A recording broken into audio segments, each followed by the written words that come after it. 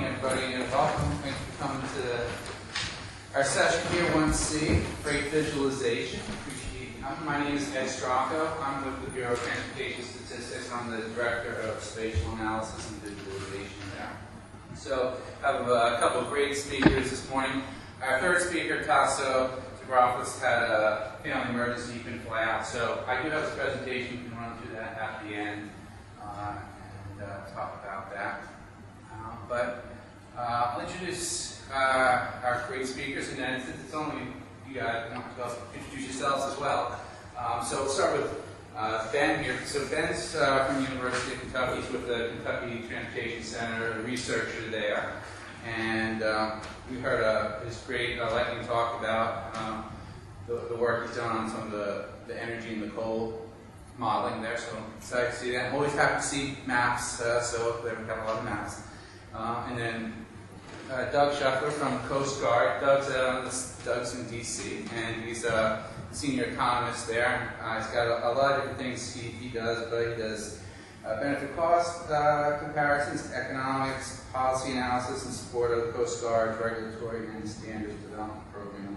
And then you've been with a couple of groups, right? You were with American Waterways before. Right, American Waterways Operators Trade Association for the towboat and barge industry. Yep, and then you were at Census Bureau and AAR,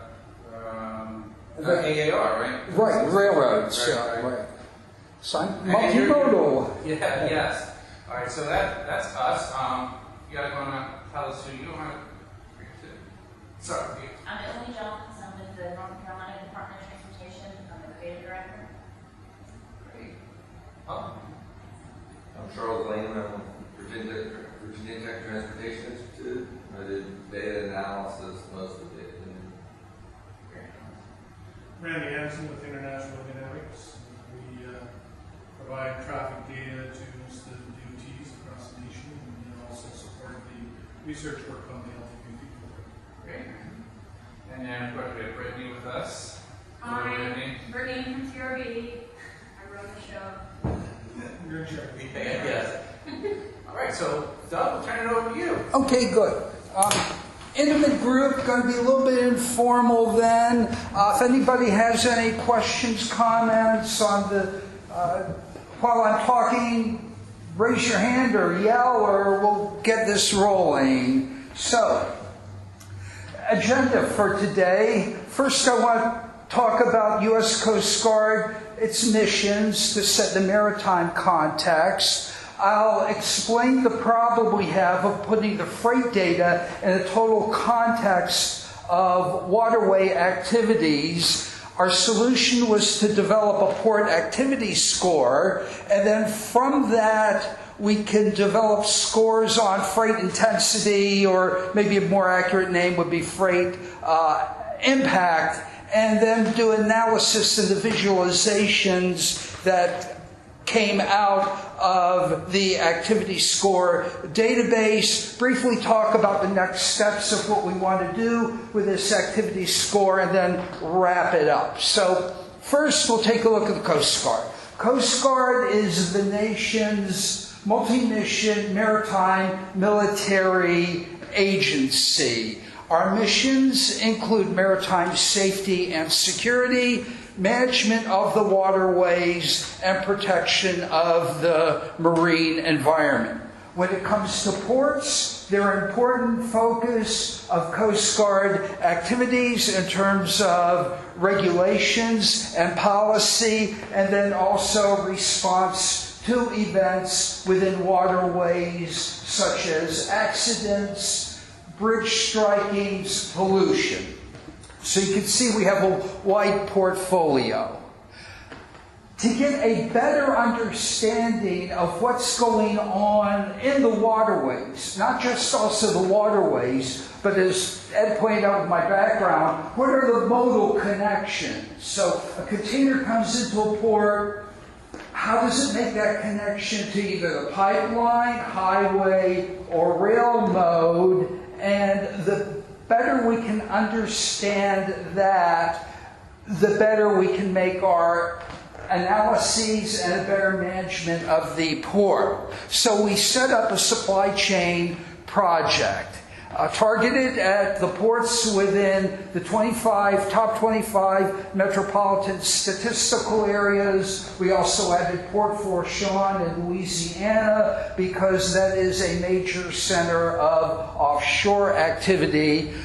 Ended up then with 51 ports in this study, and that we contracted with International, headed by Felix Matego, for contract technical support. So what the map is showing is in gray areas are the metropolitan statistical areas. The red dots, as you see, we've got complete coverage in the contiguous continental U.S., Pacific coast, Atlantic coast, Gulf of Mexico, Great Lakes, and inland on the Mississippi River. So we've got complete national coverage for this project. So, as we said, when you take a look at what's going on in ports, every ranking, every statistic you see that comes out from a national organization or a government agency is exclusively on freight. Containers, oil, chemicals shipped in tank barges, tank vessels, bulk goods like the grains and coals. That's the freight component. But we also know is that there are other activities going on in the waterways. The towing vessels that are moving the barges are also providing docking, undocking, berthing assistance to the larger ships. Ferries, passenger vessels like the cruise ships, the whale watching excursions and like that. And then the bigger cruise ships are an important component in many ports. And of course then, the non-commercial side, recreational vessels, the sailboats and the power boats, etc. So you've got a wide activity going on in these ports. So we want to develop a method then that would incorporate all the disparate sources that we have on these waterway activities to create a single score, a single metric that we can develop for each port and then use it to compare ports across our sample. So we selected these 8 indicators. From the U.S. Army Corps of Engineers Navigation Data Center, we have the trip data on the dry cargo ships. Those would be the bulkers carrying the grains and the coals. The tanker ships carrying the oil and chemicals. The towing vessels. And then the dry cargo barges that are moving the same type of dry goods, dry cargoes. And the tank barge ships, also carrying the liquids, the chemicals, and the oil, etc. To that, we added cruise passenger trip data from MARAD and from the American Association of Port Authorities. Recreational vessels is we generated that from our vessel registration database. And ferry passengers came from the BTS National Census of Ferry Operators. So what did we do with these data? And for each indicator, we took the data as supplied by the supplying organization or agency, conducted a univariate statistical analysis so that we could get the histograms, the distribution of those data, and then we assigned breakpoints across that distribution of the data on a 0 to 5 scale. So here is example on tank ship scoring. So we've got a minimum of 0. I mean, there are some ports that just do not handle tank ships, is that they're dry cargo only. Maximum, highest port, 6,423. Tank ship trips in it, average 579, and then you see the 20% breakouts there. So from these univariate breakout then, we developed the 6-point scoring system for tank barge ships, 0 to 5, using those breakpoints. And as you can see, the number of ports within each of those buckets is fairly uniform. So we were happy with that. And so we did the same type of statistical exercise across each of the other 7 indicators. So, yes? So was it intentional that we were trying to end up with a similar number of ports in each block? That one, yes. So that's how I developed a breakpoint. Good statistical practice. You want a fairly uniform. Right. So again, obviously the 0 I had no control over, 0, but the rest of them. So we thought that's a good score. So we replicated that across the other 7 indicators. So now all of the 8 indicators are now rescored on a similar 0 to 5 basis. And so then what we could do then is take for each port now, we take a look at its statistic across each of those indicators, use the aggregate scoring system developed for that indicator, and then assign the score across each of those points, and so for each of the ports, and we end up with a unweighted port scores equation, getting fancy there, summing the indicators across for each of the 51 ports. So what we end up then is the unweighted scores. So example here for Baltimore. So we can see the highest components are the dry cargo, the tank ships, and then all the other indicators are also contributing to Baltimore, which corresponds to being a native Marylander. I know Baltimore intimately, and corresponds to my knowledge of what's going on in Baltimore. So good sanity check there. So that's the unweighted score, which then leads to, well, if there's an unweighted, there's a weighted. So what we notice is that on the unweighted score, we're comparing directly towboats to tank ships. So what we came up with was a weighting mechanism so that we were focused then on the operational and the risk impact of these various types of vessels across the indicators. So we set the dry cargo ships as our standard as a base of 1, and then heuristically, which is a fancy term of saying that the project team got together and talked it all over and developed weights for each of the indicators. So what we got then is going through then the dry cargo ships at the base of 1, the tank ships weighted at 2, because not only are we as Coast Guard concerned about the vessel movement, but also the contents of those tank ships, because of the oil, the chemicals can represent a pollution hazard. So we want to weight a tank ship higher than a corresponding dry cargo ship. Towing vessels, because of their size and maneuverability, smaller in terms of fuel capacity, 0.5. Dry cargo barge, also a 0.5. The tank vessels, same thing. We wanted to weight it higher than a dry cargo barge, assigned it a weight of 0.75. Cruise ships, approximately equivalent to a cargo barge, also weighted 1. Recreational vessels, because of their small size maneuverabilities, down weighted to 0.2. Ferry passengers, because they're on a known schedule,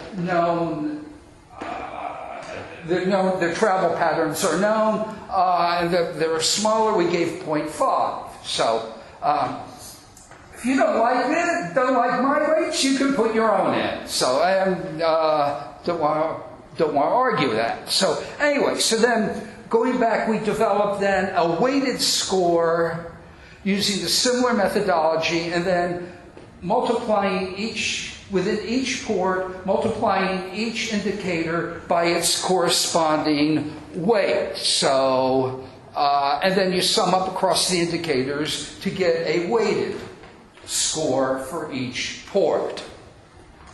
All right. So again, now we've got Baltimore.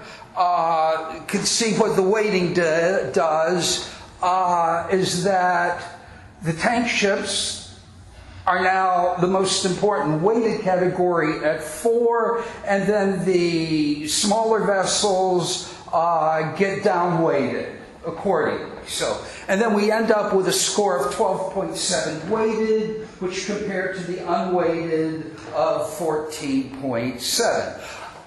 On other ports that maybe have more concentrated on the tank vessels, the tank barges, that weight of 2 may drive up their weighted score. So it all depends. Yes? So, if that data column, does that mean that is the number of arrivals or departures for that class of? Correct. So that means that with this scoring system, 100 cruise passenger trips in and out of this port is valued at only half as much as 100th as many tank ships. Is that representative of the load on the waterway on the port? Okay, we're coming at this from a waterways management perspective. And so, because we know is that cruise ships are on I don't say irregular, but they don't operate with the frequency of the other vessels. We know when they're coming into the ports. They're easier to track. They're easier to manage.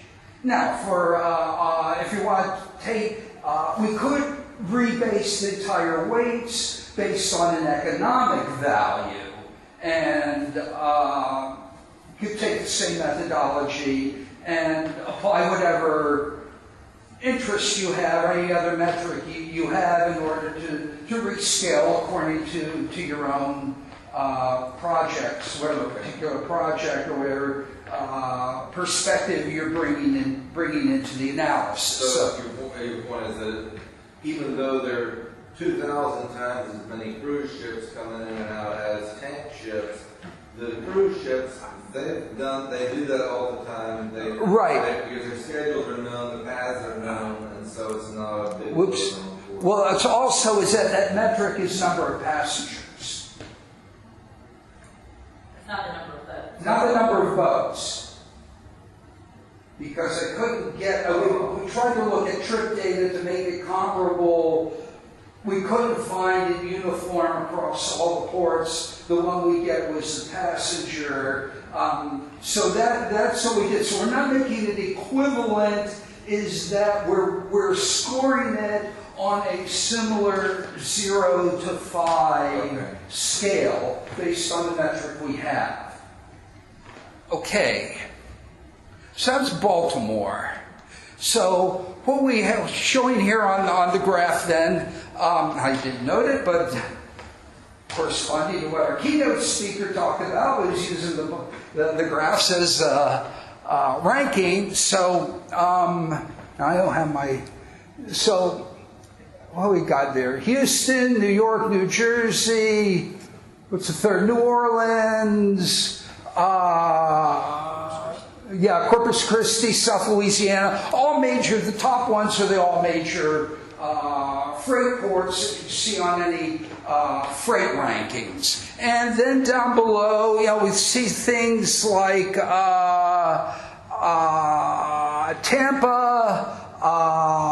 and Galveston. I'll get into that. Long Beach, LA that also have other important components. So, but anyway, these are the top 15 of the weighted scores. So then drilling down, taking a look at the West Gulf Coast as an example, drilling down so that it shows nicely.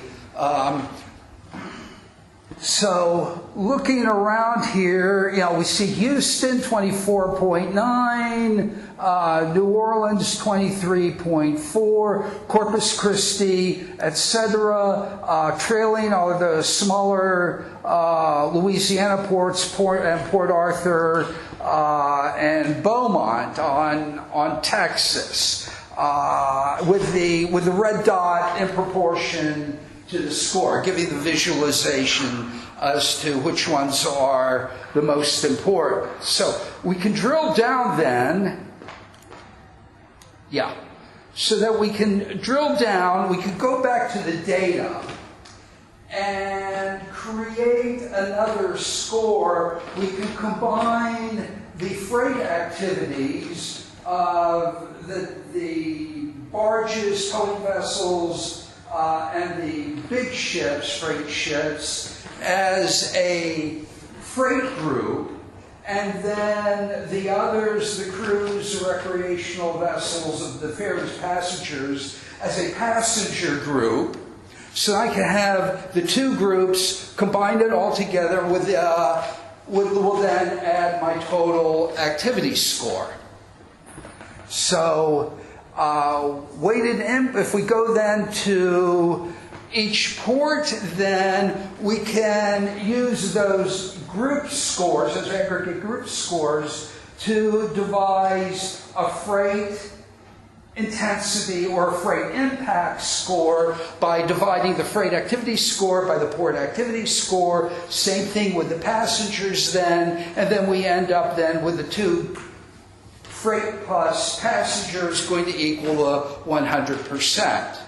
So what this graph is showing then is that I want to drill down to the ones with a freight impact or freight intensity under 80%, because already the ones over 80% are the big freight ports that everybody knows about. So I want to take a look at, going back to the original premise then, is that where are the non-freight activities of importance in what ports? So at the top, Port Canaveral has the lowest freight score, and then driving up to Los Angeles up in the mid-70s, in the high 70s, with a scattered in between. Now, as we said, the freight plus the passenger equals 100%. So I took the freight scores from the previous slide, added the passenger percentage, and so now I've got a 100% stacked across. And so that we could see the converse then is that Port Canaveral being the port with the highest passenger activity score in it. Then drilling down, and we could see Los Angeles at the bottom is primarily overwhelmingly freight, with a break in between. So, going back to the West Coast ports, what we did then is I took those red bars from the previous slide, put them into the bubble chart, and so going back to the same ports is that the size of the bubble then represents the level of passenger activities in each of the ports. So what we've got then, the big three are New Orleans, Galveston, and Houston. Well, you think New Orleans is known for being a container and a freight port. What's going on in New Orleans and in Galveston? So we drill down and we break out the scores in New Orleans, and so as expected, we see that the cargo has high scores, but cruise passengers and the ferry passengers are also making major contributions to the activity in New Orleans. Taking a look, we can go back to the data, and then there's one of the other products that came out of this research project were port narratives, which are, we put together script documents describing the activities of all the ports. And we go back to that and we find out that over the last number of years, New Orleans has made a concerted effort to turn themselves into a major cruise ship port, which is showing up in that score there. And then the ferries, anybody that's been down to New Orleans, you know, they've got the ferry systems, various points to cross the Mississippi. So now I've identified the drivers of the non-freight activities in New Orleans. Doing a similar exercise in Galveston, cruise lines, weighted 4.0, little bit contribution from ferries and recreational vessels, but again, it's that same thing in Galveston, is that the industry originally started off basing in Houston for cruise ships, but they're too far inland, and so the cruise ship activity has migrated down to Galveston, to that quicker access out to the Gulf of Mexico and the destinations out there. And there's also a little ferry system in Galveston area contributing to that score. Going on to Houston, we see the cruise line 1, I think that's now down to 0. Ferry 2.0, is that, I didn't know that, but there's a ferry system in the outlying areas that they don't interfere with the major freight channels, but they have a major ferry system contributing to that score. So, moving on then, is that what we've shown here now is the utility of the database as currently developed. Because we developed this in Excel and using publicly available data, it's readily extendable. So we added trip data from all major ports. And with that, then, we could generate regional subsets, like I did with the West Gulf Coast. Because we're bringing in the ports with the smaller levels of activity, we had to recast the scoring system. And then what my contractor did is that he exported into Tableau and did the Tableau magic and developed our regional analyses with that. So we see the rebasing bar charts and maps showing that we had originally Chicago, Duluth, Superior. Now we see also the other smaller ports around the Great Lakes. And again, the dot size to the score. Did the same thing for the Pacific Northwest, Seattle, Tacoma, but then we also see Olympia, and then we also see the ports along the Columbia Snake system. So next steps is that we talked about, maybe we could review the components. Maybe there's a better way to get the cruise ship data. Maybe there's components we can add into the scoring mix. We can review the weights. Maybe there we can come up with a statistical model to replace that heuristics. And then what we want to do is also add historical data to the model, adding a time component, so maybe we could do trend analyses, trend charts, etc. So that's what we have in mind. There's my contact information, and Felix is the contractor. And so, in summary then, is that the advantage that we have of using non-proprietary data, non-proprietary software. We developed this tool then that with the port activity scores, which allows us to generate a variety of visualization options, charts in Excel, port the data out to GIS, ported it out to Tableau. Big important takeaway that we had is that we needed to combine the data, the graphics, and the textual information in order to draw that complete picture of what's going on within the ports. In the long run, we think this could be a valuable tool then for Coast Guard and maybe other agencies that would be interested in this for expanding our knowledge and getting a better handle on the entire activity within the port. So it's freight plus. So we can now get a handle on that non-freight activity, combine them all in a statistical and analytical framework. All right. Ed, do you want to take pictures or you want to move on?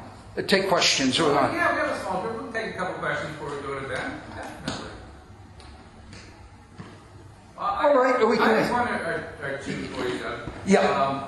I noticed you didn't have government ships, either your ships or Navy ships, or Right. how would that, is that a big impact for the course you're looking at, or would that really not change? We couldn't find a data source for that. Military is not required to report to NDC or anything like that. But if you go into the narratives for each of the port, if military is an important component, we will talk about, we will textually describe them, such as the Navy ports down in Norfolk. Are a good example of that. So again, that would be maybe a component we could research for adding maybe that component into the mix. Yes. Hi. I'm sorry I missed your first part of the presentation. So, did you have a chance to look at the freight index, the relationship between freight index and the freight performance, the movement of the freight? For example, the dwell times, the delays, and things. So, is that your hypothesis that if you have port that handle mixed? No, we're not. That wasn't the driver for this project. It was that the driver was to get a handle on the non-freight activities within the ports. Now, what we could do then is use the data that's in here, identify what those major freight ports then. Now, we also have access to AIS data. So we could bring the AIS data in for maybe a sample of the freight and then find out, in fact, we've got a contract going on right now for air emissions, and they've taken the AIS position data and they're breaking it out into 4 separate categories of berthing, time within a restricted navigation zone, berthing, and dwell time. So we can do that. They're doing that for each of the ships that they're looking at. Well, the idea then is that each of those areas have different speeds, so they'll have different emissions profiles within each of those 4 areas. But again, as long as we've got the time position data, we can do whatever analysis. We can add that and do other types of analyses with them. Yeah. All right. Yes. So, you're preparing this data for who's your customer? Right now, it's strictly internal. It's our primary mission of my shop is to do the economic analyses of proposed regulations and policies. So the idea is right now is that all we know is freight. So the more we know about what's going in a port, those non-freight activities, the more robust, the more extensive economic analyses we can do. Okay, so from a U.S. Coast Guard perspective, Yes. what did you learn from this analysis?